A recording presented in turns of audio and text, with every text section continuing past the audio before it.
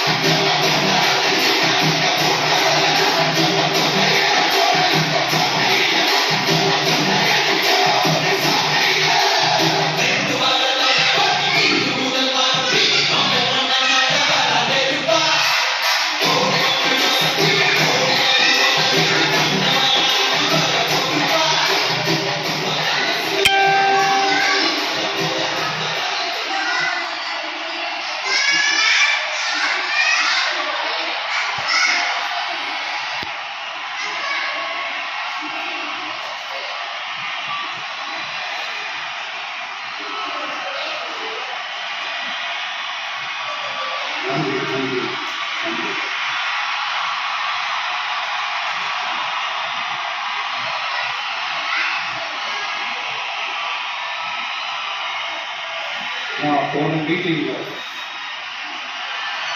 வேலூர்ல பேசும்போது சொல்லியிருந்தேன், தமிழ்நாடு தான் விஜய், விஜய் தான் தமிழ்நாடு அப்படின்னு நான் சொல்லியிருந்தேன். அது ஏன் அப்படி சொன்னேன் அப்படின்னா, தமிழ்நாட்டு மக்களுடைய ஒரே பிரதிநிதியா, உண்மையான ஒரு பிரதிநிதியா நாம மட்டும்தான் இருக்கிறோம் அப்படின்றதுக்காக தான் அப்படி நான் சொன்னேன். அப்புறம் அந்த தேர்தல் பத்தியும் நான் சொல்லியிருக்கேன். தமிழ்நாடு வர்சஸ் ஸ்டாலின் சார், அதாவது விஜய் வர்சஸ் ஸ்டாலின் சார், அதையும் நான் சொல்லியிருந்தேன். அப்புறம் இன்னொரு கேள்வியை கேட்டிருக்கேன். இது தமிழ்நாடு சட்டசபைக்கான ஒரு தேர்தல். இதை ஏன் தமிழ்நாட்டுக்கும் டெல்லிக்குமான ஒரு எலெக்ஷன் சொல்றீங்க அப்படின்னு நான் கேட்டிருந்தேன். உடனே விஜய் பாஜகவுக்காக பேசுறாரு அப்படின்லாம் திருச்சி பேச ஆரம்பிச்சிட்டாங்க. அப்புறம் ரெகுலரா ஒண்ணு பண்ணுவாங்கல்ல, நம்மளுடைய சிறுபான்மை சகோதரர்களை பயமுறுத்தி பயமுறுத்தி ஒரு ஏமாத்து வேலை ஒன்று செய்வாங்கல்ல, அது இனிமே அவங்களால தொடர்ந்து செய்ய முடியாதுன்னு அவங்களுக்கு தெரிஞ்சு போச்சு. அதனாலதான் நான் என்ன பேசினாலும் அதை திருச்சி பேசுறது, அந்த தில்லுமுள்ளு வேலைகள்லாம் அவங்க செய்ய ஆரம்பிச்சிட்டாங்க. சென்னையில டெல்லின்னு கூப்பிடுறதும், அடிக்கிற கொள்ளைக்கு ரைடு வந்துட்டா டெல்லிக்கு வெள்ளை கொடை பிடிக்கிறதும்,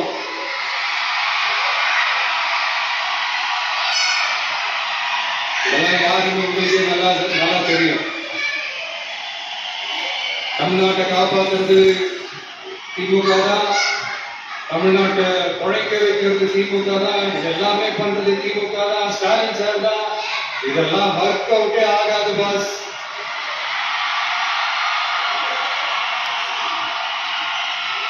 சின்ன பசங்களா சொல்ல ஆரம்பிச்சிட்டாங்க, ஓம் சக்தி பராசக்தி, திமுக ஒரு தீய சக்தி.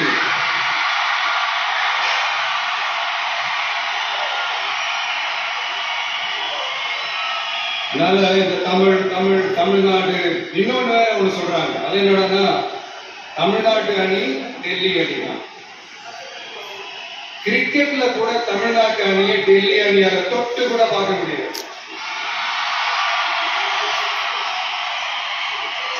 அப்படி இருக்கும்போது கிரிக்கெட்லயும் விசிலர் போடுறது தமிழ்நாடு தான். சிஎஸ்கே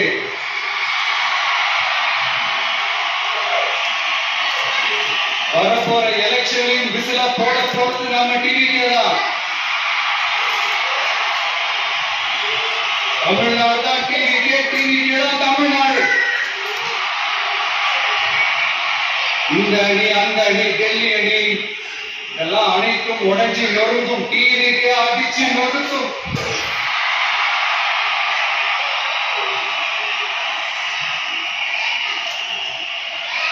எனக்கும் என்னுடைய மக்களுக்கும் நடுவுல வேற யாரும் அதில் உள்ள நுழையவே முடியாது. இது ஒரு அம்மா பையன் உறவு, அப்பா புள்ள உறவு, அண்ணன் தங்கச்சி உறவு, அண்ணன் தம்பி உறவு, அக்கா தம்பி உறவு. இது சும்மா ஒரு எலெக்ஷனுக்கு வந்த உறவு அப்படின்னு நினைக்கிறாரு. இது இயற்கையாகவே அமைஞ்ச உறவு. எவ்வளவு டீப்பான உறவுன்றது நான் உணர்ந்து இருக்கிறேன். அதே மாதிரி நம்ம தமிழ்நாடு மக்களும் இதை உணர்ந்து இருக்கிறாங்க. இன்னும் சிம்பிளா சொல்லணும்னா, மற்றவங்களுக்கு வேணா இது எலெக்ஷன், ஆனா எனக்கும் என்ன நேசிக்கிற மக்களுக்கும் இட் இஸ் an emotion.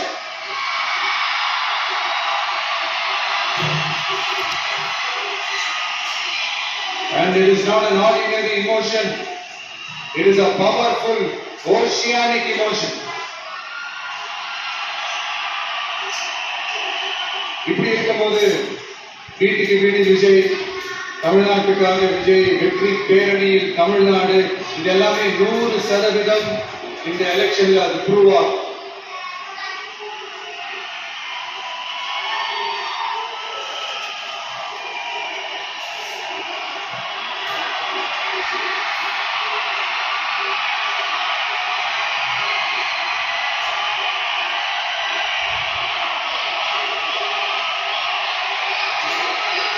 நீங்க எல்லாரும் எனக்கு இன்னொரு உறுதிமொழியை ஒன்று கொடுக்கணும்.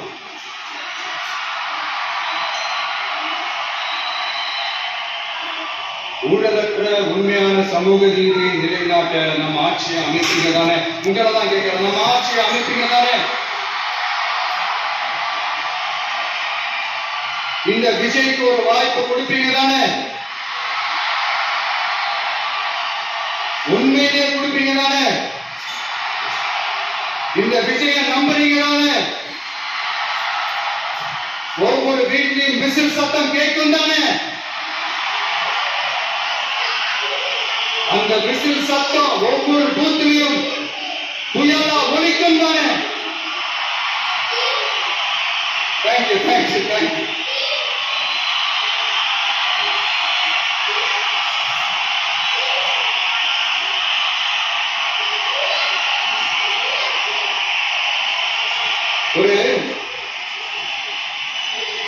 ஒரு டாக்டர் இருக்காருன்னா நாம எப்போ அவரை பத்தி யோசிப்போம்? இப்ப நமக்கு ஏதாவது உடம்பு சரியில்லை அப்படின்னா அவர் யோசிப்போம், அவர் ஞாபகம் வரும். அது மாதிரி நமக்கு ஏதாவது ஒரு பிரச்சனை அப்படின்னா ஒரு வக்கீலை தேடிப்போம், அவர் ஞாபகத்துக்கு வருவார். இது மனித இயல்பு. அந்த பிரச்சனை வரும்போது நம்ம அவங்களை தேடி போவோம். ஆனா ஆன டெய்லி பேசிஸ் நம்ம சும்மா சாப்பிடும் போது கூட நம்மளை அறியாம ஒருத்தவங்களை பத்தி நினைப்போம், நம்மளை அறியாம அவங்களுக்கு நாம நன்றி சொல்லுவோம். அந்த மதிப்புக்குள்ள அந்த மனிதர்கள் வேற யாரும் இல்லை, விவசாயி விவசாயி விவசாயி.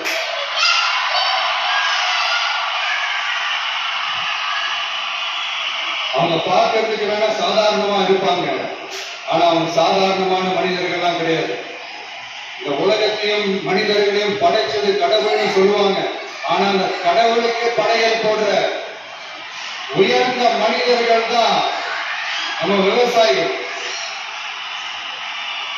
இந்த பூமியில உயிர் இருக்குது, இந்த பூமியில பூ பூக்கும், காய் காய்க்கும், பூத்து குலுங்கும்னு இந்த பூமியை அழகா காட்டி இந்த பூமியை சாமி ஆக்குறதுல இயற்கையோட சேர்ந்து நம்ம விவசாயிகளுக்கும் ஒரு முக்கிய பங்கு ஒண்ணு இருக்கு. அதனால நான் ஏதோ ஓவரா ஏதோ சொல்றேன்னு நினைக்காதீங்க.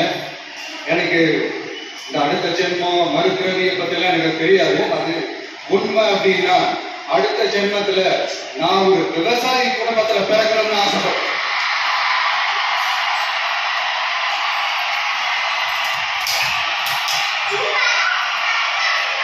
எனக்கு விவசாயத்தை பத்தி டீட்டெயிலா தெரியாது, நான் ஒத்துக்கிறேன். அதனால மற்றவங்க மாதிரி நானும் டெல்டாக்காரன் தான் அப்படின்னு உங்க காதுல டால்டா ஊத்தலாம் நான் வரல. எனக்கு விவசாயத்தை பத்தி டீட்டெயிலா தெரியலன்னா கூட அவங்க படுற கஷ்டங்களை பத்தி எனக்கு நல்லாவே தெரியும். நம்மளுடைய முதல் அரசியல் பயணம் தொடங்கினதே அந்த பரந்தூர் விஷயத்தை கையில் எடுத்துதான்.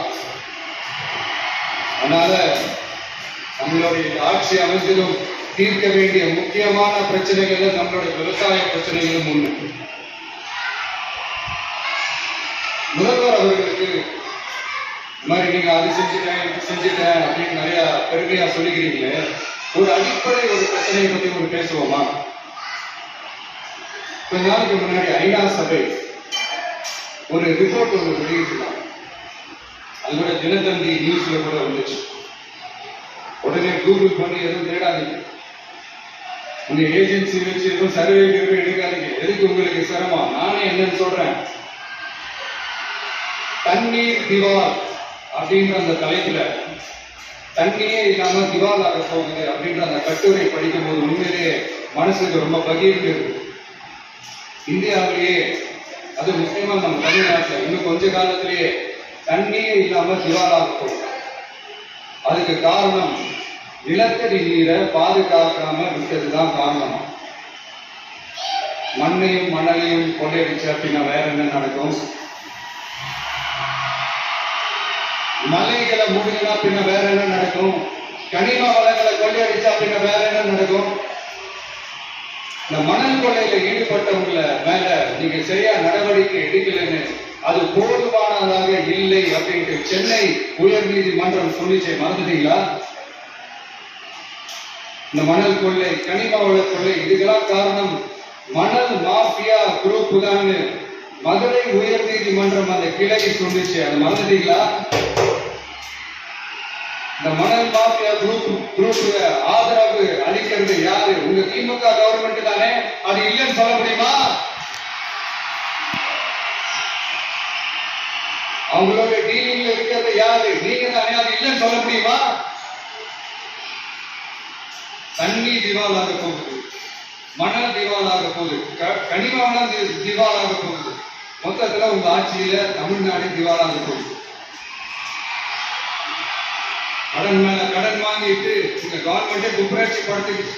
உங்ககிட்ட பேசுறது ஒண்ணுதான். சரி, அது ஒரு